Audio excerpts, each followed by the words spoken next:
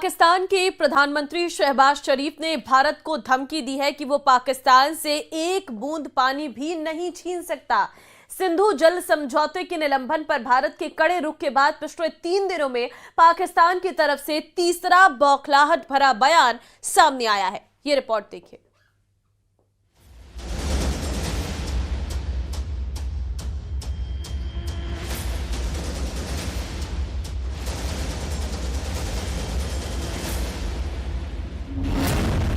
सिंधु जल समझौते के निलंबन से फिर बौखलाया पाकिस्तान। हाथ में कटोरा लेकर भारत को आंखें दिखा रहा है पाकिस्तान।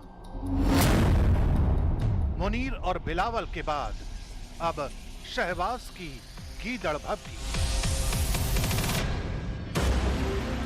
पाकिस्तान समर्थित आतंकवाद पर लगाम लगाने के लिए भारत ने सिंधु जल समझौते के निलंबन का फैसला लिया तो पाकिस्तान के पैर उखड़ गए। भारत के इस कड़े फैसले से पाकिस्तान में हड़कंप मचा है। सिंधु जल संधि को निलंबित करने और पाकिस्तान को मिलने वाले पानी पर रोक लगाने के लिए उठाए गए कदम के बाद वहां के प्रधानमंत्री से लेकर फील्ड मार्शल तक बौखलाहट में खुलेआम जंग की धमकी दे रहे हैं। लेकिन भारत का जवाब साफ है, जब तक आतंक पर लगाम नहीं, पाकिस्तान को पानी नहीं। अब पाकिस्तान के पीएम का छलका दर्द। जल संकट के झुंझलाहट में भारत को धमकी। सिंधु जल समझौते के निलंबन को लेकर भारत ने फैसला तो कई महीने पहले लिया था, लेकिन उसकी कुड़हन पाकिस्तान लगातार महसूस कर रहा है। पहले फील्ड मार्शल आसिम मुनीर ने अमेरिका से भारत को धमकी दी, फिर पाकिस्तान के नाकाम पूर्व विदेश मंत्री बिलावल भुट्टो ने और अब खुद प्रधानमंत्री शहबाज शरीफ ने भारत को चेतावनी दे डाली। इस्लामाबाद में एक कार्यक्रम में हिस्सा लेने पहुंचे शहबाज शरीफ ने सिंधु जल समझौते के निलंबन पर कहा, मैं अपने दुश्मन को आज कहना चाहता हूं कि अगर तुमने हमारे पानी को रोकने की धमकी दी तो याद रखो कि तुम पाकिस्तान से एक भी बूंद छीन नहीं सकते। अगर तुमने ऐसा करने की कोशिश की तो तुम्हें ऐसा सबक सिखाया जाएगा कि तुम अपने कान पकड़ लो।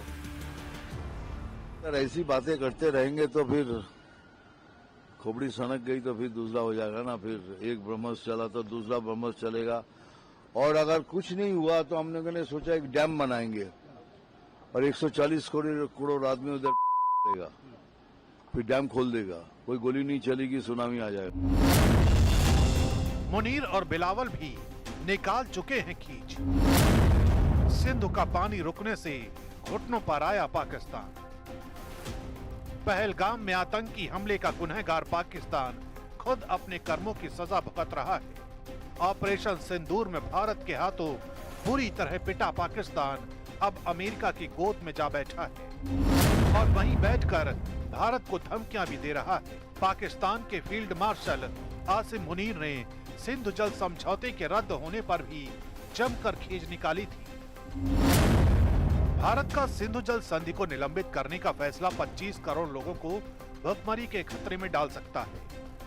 हम इंतजार करेंगे कि भारत बांध बनाए और जब वो ऐसा करेगा तो हम उसे 10 मिसाइलों से फारिग कर देंगे। देखिए, पाकिस्तान आर्मी चीफ की जो जबान है और जो धमकियां वो दे रहे हैं भारत को, वो कंडेमनेबल है। और अफसोसनाक बात यह है कि भारत यूएस का एक स्ट्रेटेजिक पार्टनर है और यूनाइटेड स्टेट्स की सरजमीन में बैठकर वो भारत को न्यूक्लियर थ्रेट दे रहे हैं और बिल्कुल ही एक सड़क छाप आदमी की तरह की जबान इस्तेमाल कर रहे हैं।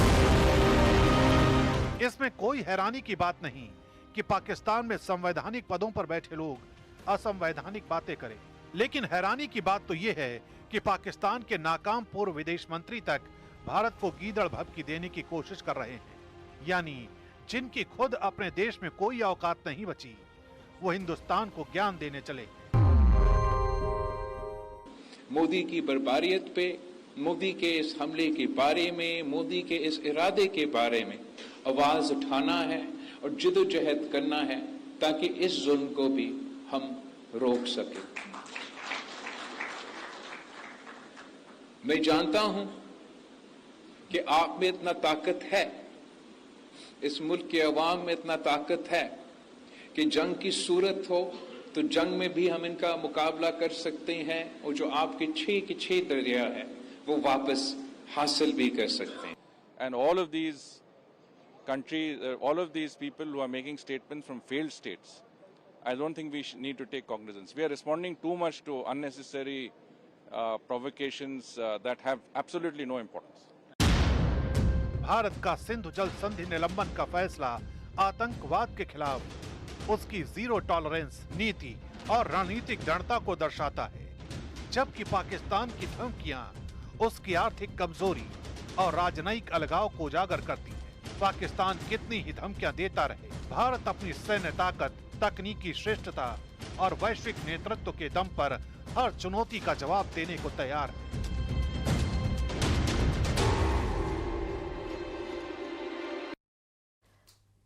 पंद्रह अगस्त से पहले दिल्ली पुलिस ने वो काम कर दिखाया जो अपराध के खिलाफ बहुत बड़ी कामयाबी मानी जा रही है।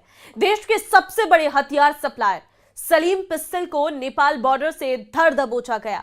ISI और डी कंपनी का मोहरा सलीम पिस्टल पर देश के कई कुख्यात गैंगस्टर्स को वेतन सप्लाई करने का आरोप है। ये रिपोर्ट देखिए।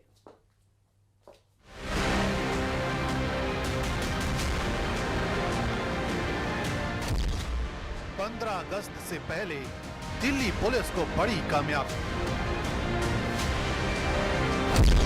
हथियारों का सबसे बड़ा सप्लायर शिकंजे में।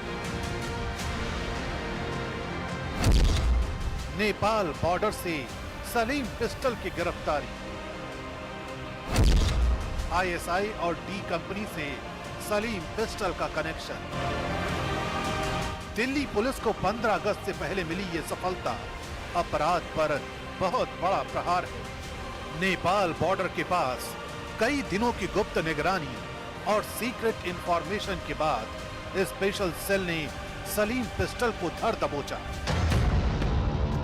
दिल्ली के जनकपुरी स्थित स्पेशल सेल के ऑफिस में उससे लगातार पूछताछ हो रही। इस ऑपरेशन की टाइमिंग बेहद अहम थी, क्योंकि खुफिया इनपुट थे कि स्वतंत्रता दिवस पर दिल्ली में भारी हथियारों के सप्लाई की तैयारी थी। इस गिरफ्तारी ने उस साजिश की जड़ काट दी। 15 अगस्त से कुछ घंटे पहले ही दिल्ली पुलिस के द्वारा किया गया ये ऑपरेशन, ये महज गिरफ्तारी नहीं बल्कि आने वाले खतरे को मात देने का एक नया कोडवर्ड है। शेख सलीम और सलीम पिस्टल सीलमपुर के जाफराबाद का रहने वाला कभी एक प्राइवेट ड्राइवर था, लेकिन बुरी आदतों और कम वक्त में ज्यादा पैसा कमाने के लालच ने उसे अपराध की दुनिया में खींच लिया। शुरुआत ऑटो लिफ्टिंग से हुई। मास्टर चाबी से गाड़ियां चुराई गई। साल 2000 में पहली बार गिरफ्तारी हुई। फिर 2011 में 20 लाख की हथियार बंद डकैती और 2013 में हत्या के केस में नाम। 2018 में दिल्ली में पकड़ा गया, लेकिन बेल पर बाहर आते ही विदेश भाग निकला। वहां से उसने अपने नेटवर्क को इतना बड़ा कर लिया कि देखते ही देखते वो भारत में हथियारों का सबसे बड़ा सप्लायर बन गया। दिल्ली के जाफराबाद से निकलकर नेपाल, पाकिस्तान और उत्तर प्रदेश के बाहुबलियों वाले गलियारे तक सलीम पिस्टल का यह सफर बेहद खतरनाक और खूनी रहा था। सलीम पिस्टल सिर्फ एक क्रिमिनल नहीं, बल्कि हथियारों के काले बाजार का किंगपिन है।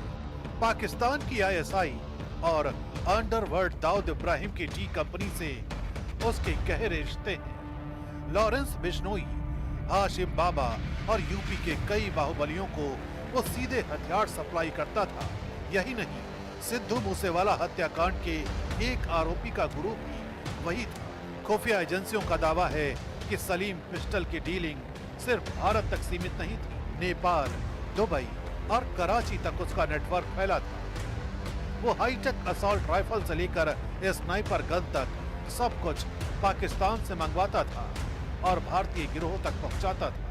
ये गैंगवार का हथियारबाज नहीं बल्कि भारत और पाकिस्तान के बीच होने वाली गोलीबारी का भी एक बेहद महत्वपूर्ण किरदार माना जा रहा है। सलीम पिस्टल पर दर्ज केसों की लिस्ट लंबी है। हत्या, हथियार बंद डकैती, आर्म्स एक्ट, ऑटो लिफ्टिंग और अंतरराष्ट्रीय हथियार तस्करी जैसे कई मामलों में उस पर केस दर्ज। दिल्ली, यूपी समेत दूसरे राज्यों में उसके खिलाफ कई एफआईआर। एजेंसियों को उम्मीद है कि इस गिरफ्तारी से पाकिस्तान से आने वाले हथियारों के नेटवर्क का बड़ा हिस्सा उजागर होगा।